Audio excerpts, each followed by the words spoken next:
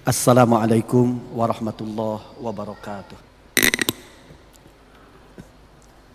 Alhamdulillahi rabbil alamin. Alhamdulillahi wahdah.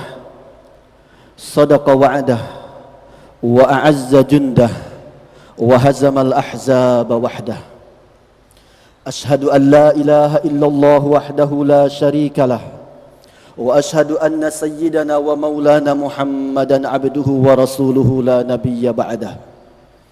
Allahumma salli wa sallim ala hadan nabiyyil karim Muhammadin ibn Abdillah wa ala alihi wa sahabatihi wa tabi'ihi wa walah, amma ba'du. Faya ibadallah, usikum wa nafsi bitaqwallah la'allakum tuflihun. Yaqulullahu subhanahu wa ta'ala fi muhkami tanzilih. A'udzu billahi minasy syaithanir rajim. Bismillahirrahmanirrahim. Ya ayyuhalladzina amanu taqullaha haqqa tuqatih wa la tamutunna illa wa antum muslimun. Shadaqallahul azim. Hadirin sidang Jumat Masjid Al-Hurriyah yang dirahmati Allah subhanahu wa ta'ala. Alhamdulillahi rabbil alamin. Pada siang hari ini kita masih diberikan kesempatan, kekuatan oleh Allah subhanahu wa ta'ala untuk melaksanakan salah satu kewajiban, yaitu khutbah Jumat yang akan dilanjutkan salat Jumat insyaallah. Semoga Jumat siang hari ini benar-benar kita semua mampu melakukannya dengan khusyuk, dengan khudu, sehingga akan nyata pengaruh ibadah pada keseharian kita, dan di akhirat kelak kita mendapatkan pahala surga dari Allah subhanahu wa ta'ala. Amin ya rabbal alamin. Hadirin sidang Jumat rahimakumullah. Kini kita berada di hari Jumat kedua bulan Syawal, tepatnya hari ke-12.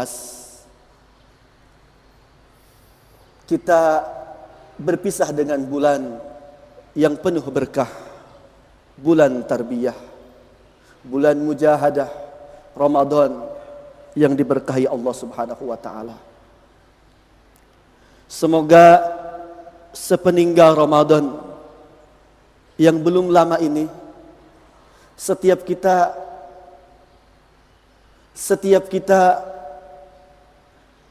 masih merasakan kekuatan semangat Ramadan, pengaruh bulan Ramadan sebagaimana yang Allah subhanahu wa ta'ala harapkan. Semoga kini kita semua adalah hamba-hamba yang bertakwa,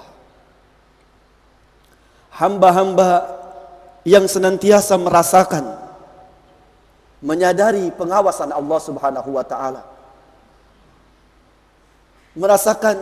menyadari bahwa Allah dekat dengan kita, melihat kita, mengetahui seluruh apa yang kita lakukan, yang kita ucapkan, bahkan yang kita rencanakan sekalipun. Sehingga benar-benar membuncah dalam diri setiap kita semangat untuk menjadikan setiap apa yang kita lakukan adalah ibadah kepada Allah, adalah pengabdian kepada Allah, yang akan nampak juga dengan manfaat besar bagi umat dan masyarakat. Saudaraku sidang Jumat rahimakumullah, semoga puasa Ramadan 1 bulan kemarin, di mana kita melakukannya semata-mata karena keimanan kita kepada Allah, karena kita menyadari Allah meminta kita untuk berpuasa, sehingga di siang hari kita tahan diri untuk tidak minum, tidak makan, tidak melakukan hal-hal yang membatalkan puasa lainnya. Semua itu karena kita sadar Allah meminta kita, Allah memerintahkan kita, dan Allah melihat kita. Bagi orang yang mungkin puasanya tidak karena dasar keimanan dan ihtisab, sebagaimana yang disebutkan dalam hadis Rasulullah sallallahu alaihi wasallam, "Man shoma ramadhana imanan wa ihtisaban, ghufira lahu ma taqaddama min dzambi." Bagi orang yang bukan karena dasar keimanan dan ihtisab kepada Allah Subhanahu wa taala, sebenarnya bisa saja seseorang sebenarnya tidak puasa, tapi kemudian menampakkan diri sebagai orang yang berpuasa. Tapi tidak untuk semua kita. Tidak bagi setiap kita yang benar-benar beriman kepada Allah Subhanahu wa taala. Kita berusaha menahan semua yang membatalkan puasa, karena kita yakin Allah meminta kita, kemudian Allah memperhatikan kita, melihat kita, mengawasi kita. Dan semangat puasa seperti ini pula yang diharapkan tetap mewarnai, berpengaruh hebat pada keseharian kita sepertinggal Ramadan. Makanya tidak berlebihan jika Allah menyebutkan dalam ayat puasa, target dari puasa bulan Ramadan membentuk orang-orang yang benar-benar takut kepada Allah Subhanahu wa taala, membentuk orang-orang yang bertakwa, yang benar-benar layak uiddat lil muttaqin, menjadi penghuni surga. Tidak berlebihan juga. Seperti itulah pengaruh puasa bagi setiap orang-orang beriman yang melakukannya. Makanya puasa Ramadan dalam sejarahnya luar biasa berpengaruh pada umat Islam.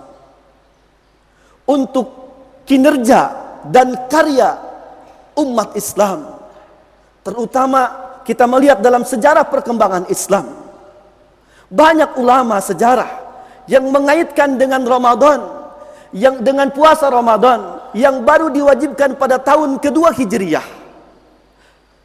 Ternyata pasca diwajibkannya luar biasa berpengaruhnya pada umat dan para sahabat di masa Rasulullah sallallahu alaihi wasallam dahulu.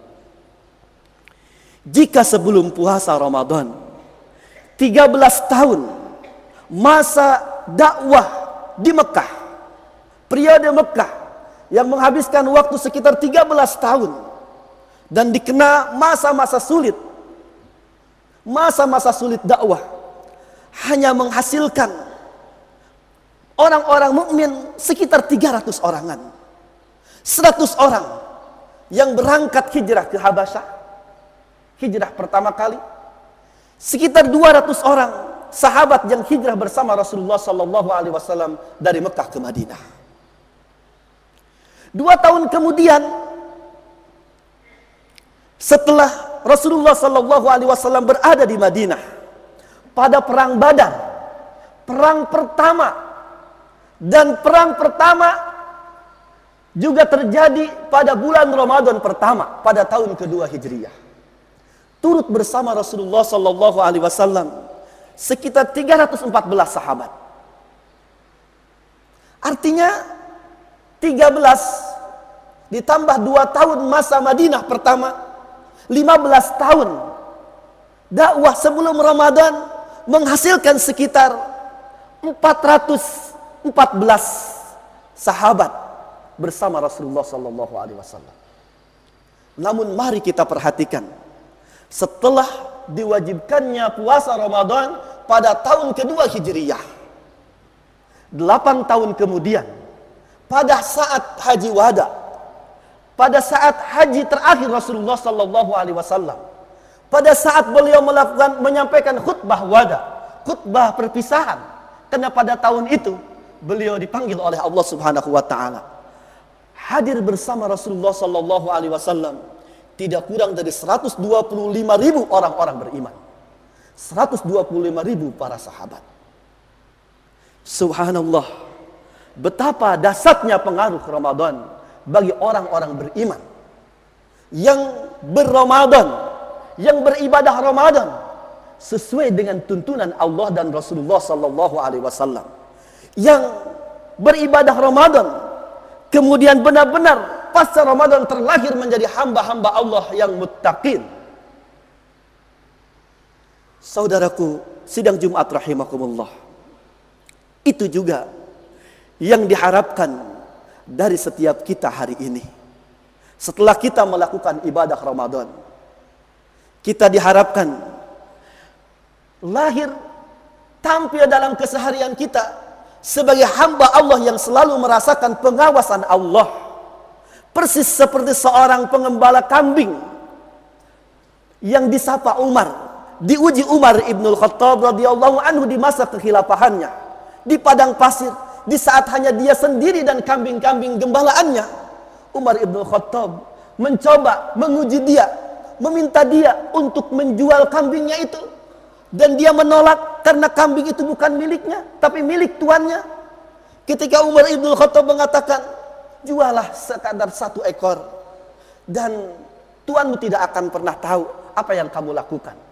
Subhanallah, dia memberikan jawaban, benar Tuan, tuanku pemilik kambing-kambing ini tidak akan pernah mengetahui apa yang aku lakukan dalam keheningan ini, tapi Tuhan dari tuanku mengetahui setiap apa yang aku lakukan.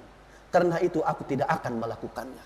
Yang membuat terharu, yang kemudian Umar memeluk anak kecil itu, si pengembala yang memiliki jiwa besar, keimanan yang hakiki kepada Allah Subhanahu wa taala. Saudaraku, ini juga yang diharapkan terbentuk pada hamba-hamba mukmin hari ini.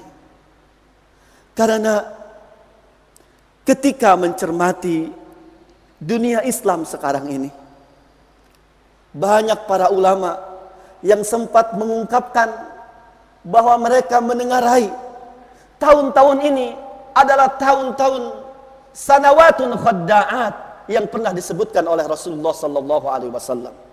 Dalam hadis riwayat Imam Ahmad Ad-Dailami dari sahabat Abu Hurairah, Anas ibnu Malik, Nafi' bin Malik radhiyallahu anhum ajma'in, sayati 'alan nasi sanawatun khadda'atun yukadzabu fiha as-sadiqu wa yusaddaqu fiha al-kadhibu wa yu'tamanu fiha al-amin wa yu'tamanu fiha al-kha'inu wa yukhawwanu fiha al-aminu wa yantiku fiha ar-ruwaybidatu. Qila wa mar-ruwaybidatu ya Rasulullah? Qala ar-rajulu tafihu fi amril ammah.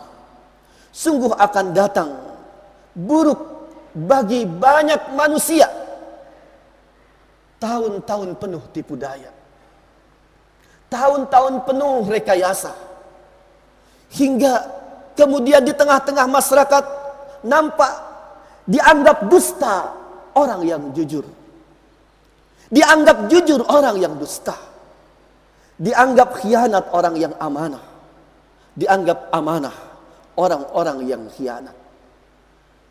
Sulit masyarakat umum membedakan mana yang hak, mana yang batil, mana yang benar, mana yang salah. Dalam keadaan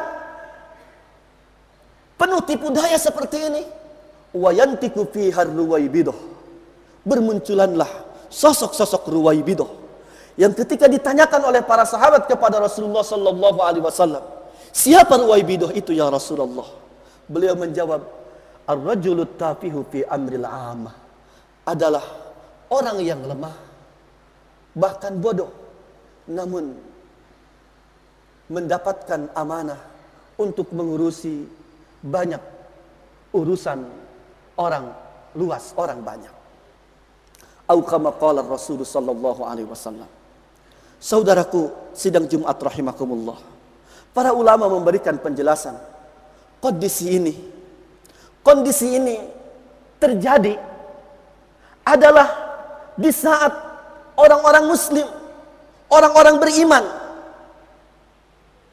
tidak lagi baik memahami agamanya, tidak lagi tepat mengamalkan tuntunan kehidupan agama yang diberikan oleh Sang Pencipta Allah Subhanahu wa taala.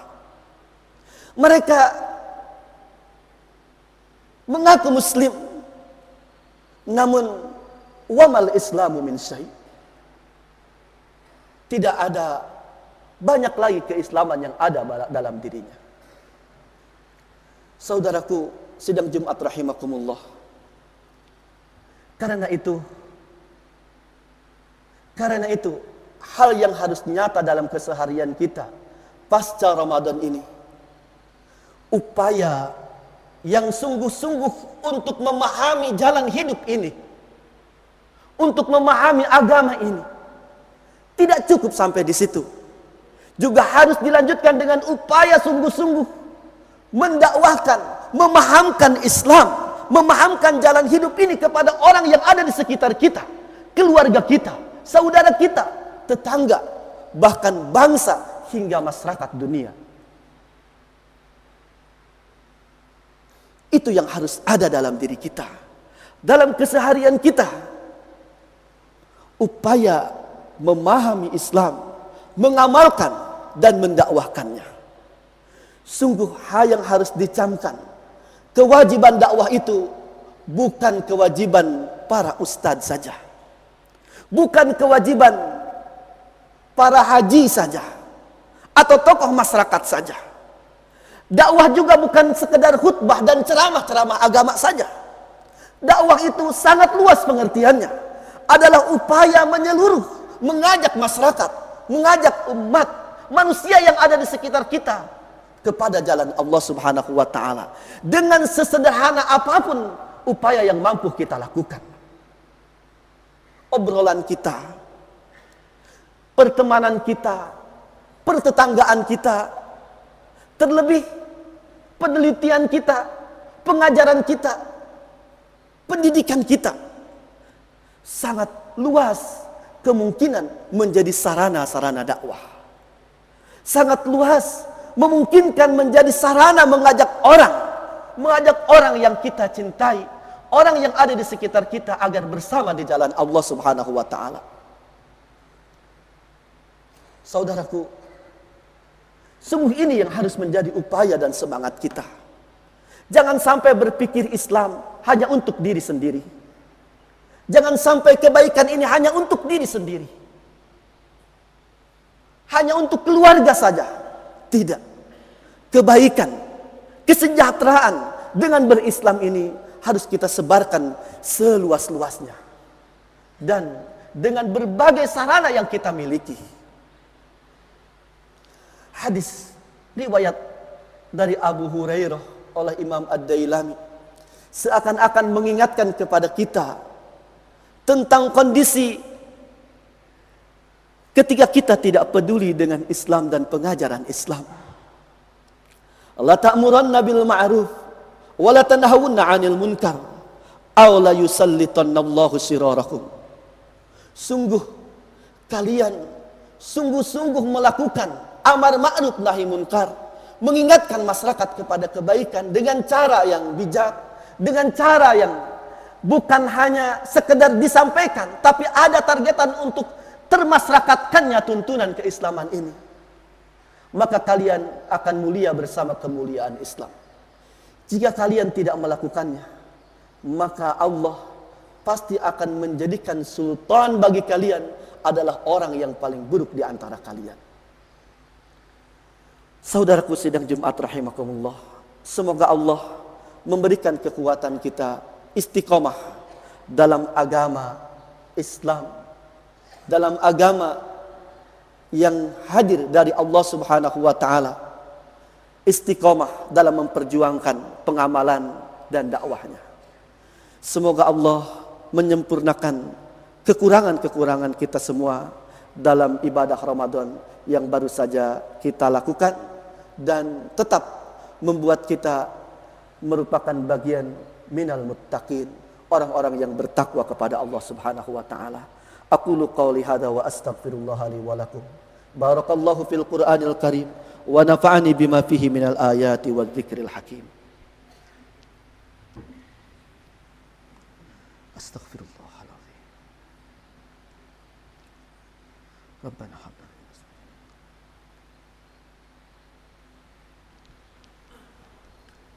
Alhamdulillahi Rabbil Alamin. Wabihi nasta'inu ala umurid dunya waddin. Ashhadu an la ilaha illallah wahdahu la syarikalah.